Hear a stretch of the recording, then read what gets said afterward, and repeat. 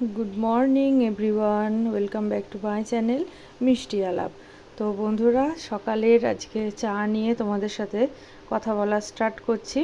তো সকালের চা এদিকে আমি নিয়েছি একটা বিস্কুট, যেহেতু আমি কোনো বিস্কুট বেশি খাই না, একটা মেরি বিস্কুট আর চা। আর এদিকে ছেলের জন্য একটু দুধ আর কর্নফ্লেক্স ভিজিয়ে রেখেছি। ম্যাম এসছে ওর ওর ওখান থেকে 5 মিনিট একটু যেই ছুটি পাবে ও এসে এখানে খেয়ে যাবে। তারপরে ঘরের কিছু টুকটাক কাজ ছিল, সেগুলো সব করে নিয়ে এই শোকেসটা একটুখানি গুছিয়ে নিয়ে তারপরে চাটা খাবো আর কি। তা ভাবলাম তোমাদের সাথেও একটু শেয়ার করি। তো এই হচ্ছে আমার ড্রেসিং টেবিল, আর এইগুলো সব একটু পরিষ্কার টরিষ্কার করলাম, করে এই এখন বসবো চা খেতে। আর এদিকে দেখো সকালবেলা সব বালিশ, সব কাঁথা বালিশ সব একবারে গুছিয়ে রেখেছি। তো এখন আপাতত সোফাটার মধ্যে রেখেছি, পরে বিছানায় তুলে দেবো। তো বাইরে দেখতে পাচ্ছ যে কি প্রচণ্ড পরিমাণে বৃষ্টি হচ্ছে, এত বৃষ্টি হচ্ছে আজকে 3 দিন ধরে বৃষ্টি। তো এত বৃষ্টি, পুরো অন্ধকার হয়ে রয়েছে, আর ঠান্ডা ঠান্ডাও লাগছে, তাই ফ্যানও কমানো আছে।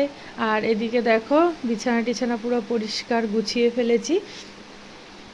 আর তার সাথে চলো দেখাই, ওই যে আমার ঘরে বাবার ছবিও আছে। হ্যাঁ, একটা আমাদের ঘরের যে বিগ্রহটা তারই ছবি ওটা, ওটাই তোমাদের দাদা ভাই ওটাই একটা ছবি করে বড় করে আমাদের ঘরে কিন্তু লাগিয়েছে। তো এই হচ্ছে বিছানা টিছানা সব গুছিয়ে টুছিয়ে নিয়েছি। ও আর একটা কথা তোমাদেরকে বলি, এই যে বিছানার চাদরটা তোমরা দেখতে পাচ্ছ, এই চাদরটা কিন্তু আমি মিশো থেকে নিয়েছি। তার সাথে এই যে দুটো এরকম পিলো কভার দিয়েছে, খুব সুন্দর কিন্তু চাদরটা। আর চাদরটার প্রাইস নিয়েছে কিন্তু মাত্র 214 টাকা। তো এত সুন্দর বেডশিটটার কোয়ালিটি কিন্তু খুবই ভালো। এই না যে খড়খড়ে বা কোনো অসুবিধা আছে, কোনো কিছু না, কিন্তু বেডশিটটা প্রচণ্ড খুবই ভালো। আর এদিকে দেখো আমার নতুন আলমারির কভার, এটা এর আগে ছিল একটা অন্য টাইপের, এটা এই পরশুদিন এনে লাগানো হয়েছে। এর আগে যেটা ছিল সেটা একটুখানি ছিঁড়ে গেছিলো, সেটা চেন দেওয়া ছিল। এটা না চেন দেওয়া না, এটা ওই যে কুচিগুলো দেখতে পাচ্ছ, ওই কুচিটা কিন্তু ওরকমই অ্যাডজাস্ট আর কি, কোনো সমস্যা নেই। আর এখানে ছেলের বইপত্র রাখে, এখানে হাজব্যান্ডের কিছু বইপত্র আছে। আর আমার ঘরে তোমরা যেখানেই দেখতে পাবা বাবা লোকনাথের ছবি কিন্তু দেখতে পাবাই একটা না একটা জায়গাতেই। তো এই হচ্ছে আমার ঘর। এইখানে এই একটা কি হচ্ছে চাবি নিয়েছিলাম, চাবি হোল্ডার নিয়েছিলাম, লেখা আছে সুইট হোম। আর এত সুন্দরভাবে দেখো, এটাও কিন্তু আমি মিশো থেকে নিয়েছি, এটা মিশো থেকে নিয়েছিলাম। আর তার সাথে যে এই যে সেটটা দেখতে পাচ্ছ, মানে তাকগুলো দেখতে পাচ্ছ, এগুলো কিন্তু আমার মিশো থেকে নেওয়া। এটার দাম নিয়েছিল আমার 1500 টাকা, এই পুরো সেটটা, তাকটা আর কি, টিভির। এত সুন্দরভাবে মানে এসছিল, তো আমার তো খুব ভালো লেগেছে।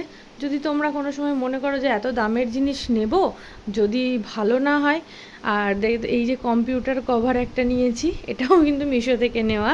এটা তখন একটা ছাড় চলছিল, যার কারণ সেই সময় আমি এটা নিয়েছিলাম মাত্র 120 টাকায়। এটাও কিন্তু খুব সুন্দর, এটা আমার কম্পিউটার সেট আপ, এটা ছেলে ব্যবহার করে, ছেলে করে, ছেলের বাবাও করে মাঝে মাঝে। তো চলো তোমাদের সাথে গল্প করতে করতে এবার চাটা খেয়ে নিই। আর এদিকে কর্নফ্লেক্সটাও ভিজে গেছে, ছেলেকে আর একটু পরেই আমি ডাক দেবো, এসে ও খেয়ে যাবে। তো এই হচ্ছে। আর এখন চাটা খাবো, চাটা খেয়ে ঘরটর তো ঝাড় দেওয়া হয়নি, ঘরটা ঝাড় দিয়ে নিয়ে ঘরটা ঝাড় দেবো, ঘরটা ঝাড়টার দিয়ে নিয়ে তারপরে যাব ঠাকুর ঘরে, ঠাকুর ঘরের সব ঘরটারগুলো ঝাড় দেবো, ঘরটারগুলো ঝাড় দিয়ে চলে যাব ঠাকুর ঘরের ঘরটার হচ্ছে ঠাকুর ঘরের ঘরগুলো ঝাড়টার দিয়ে নিয়ে এবার তারপরে থালা বাসন আছে কিছু, সেগুলো ধোবো। ধুয়ে নিয়ে ঠাকুরের রান্নাঘরে এসে ঠাকুরের ওইখানেও কিছু থালা বাসন আছে, ওগুলো একসাথে ধোবো, কারণ আজকে আর বাইরে ধোয়ার কোনো মানে উপায় নেই। আজকে এত বৃষ্টি হচ্ছে বাইরে, যে বাইরে বেরোনোই যাবে না আজকে। আসলে যে মিউনিসিপ্যালিটির জলটা আসে 9:30টায়, ওই জলটাতেই আমি সব ধোয়া কাচা যা করি করি। ওয়াশিং মেশিন আছে, কিন্তু মেশিনে আমি খুব কমই দিই। মেশিনটায় আমি ওই সপ্তাহে 3 দিন ব্যবহার করি মেশিনটা। রোজ রোজ তো ব্যবহার করা আমারও লাগে না, কারণ ছোট ছোট কিছু কিছু জামা কাপড় থাকে এত নোংরা হয়, ওগুলো না মেশিনে ভালোভাবে হয় না। তো যার কারণ আমি হাতেই ধুতে বেশি পছন্দ করি।